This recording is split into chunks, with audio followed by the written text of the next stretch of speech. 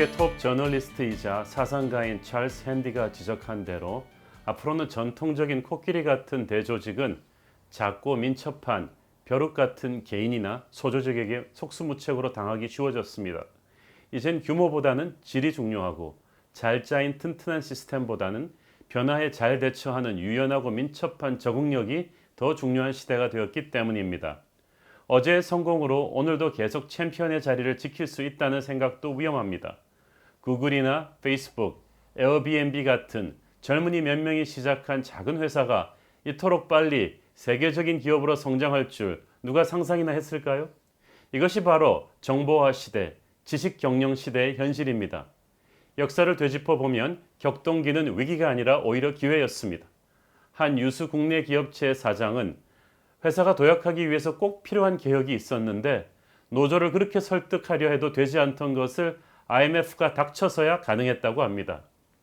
바다의 죽음이라고 일컫는 적조를 해결하는 길은 오직 태풍이 와서 바다를 완전히 뒤집어주는 길뿐입니다. 모든 것이 안정된 상황에서는 치명적인 실패도 없지만 그렇다고 확 솟구쳐 오르기도 힘듭니다. 적당한 태풍과 격동의 바람은 반드시 필요한 것입니다. 역사의 태풍이 밀려올 때 보통 사람들은 무기력하게 쓸러내려갑니다. 그러나 준비된 자는 오히려 그 태풍으로 인해 확 도약할 것입니다. 감옥에 수감되어 있던 요셉이 어떻게 하루아침에 애굽의 총리 대신이 될 수 있었을까요? 신랄 같은 기회, 바로왕의 꿈을 해석하는 기회를 그는 이때껏 하나님이 주신 그 엄청난 지혜와 열정으로 붙잡았기 때문입니다. 왕의 꿈을 해석하는 것은 사실 인간의 교육 시스템으로는 불가능한 차원이 다른 게임이었습니다. 은총을 받은 자만이, 그래서 그 중요한 순간에 하나님의 음성을 듣고 그 기회를 붙잡아 빛나는 도약을 할 수 있는 것입니다. 그렇게 보면 인생은 어찌 보면 불공평하기도 합니다. 그러나 저는 그 불공평한 인생의 실마리가 바로 우리 하나님께 있다고 생각합니다. 살다 보면 우리의 꿈을 막는 거대한 장벽들에 부딪힐 때가 있습니다. 그러나 그 장벽들 앞에 쉽게 포기하고 무너지지 마십시오. 마지막 강의로 유명한 랜디 포시 교수는 이렇게 말했습니다.